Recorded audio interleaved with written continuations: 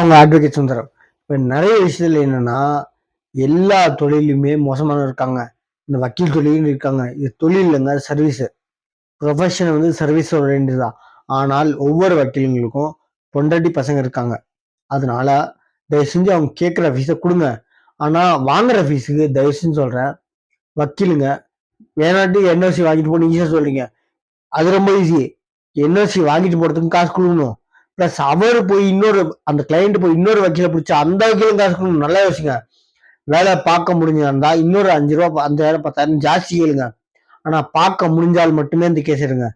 தயவு செஞ்சு பாதியில கழட்டி விடுறான்னு ஒரு மைண்ட் செட்ல அன்னைக்கு காசு வேணுன்றதுக்காக எடுக்காதீங்க. இதனால வந்து பாதிப்பு வந்து அந்த கிளையண்ட்டுக்கு ரொம்ப ரொம்ப பாதிப்பு. அதனால நான் என்ன சொல்றேன், தயவு செஞ்சு உங்களால் பார்க்க முடிஞ்சா எடுங்க. காசு கூட கம்மி பேசுங்க. ஆனால் நடுவுல கழட்டி விடுறதா இருந்தா தயவு செஞ்சு எடுக்காதீங்க. அது ஒருத்தவங்களுக்கு புண்ணியமா போகும். ரொம்ப தேங்க்ஸ். அது இந்த தொழிலுக்கு புண்ணியமா போகும். ரொம்ப தேங்க்ஸ்.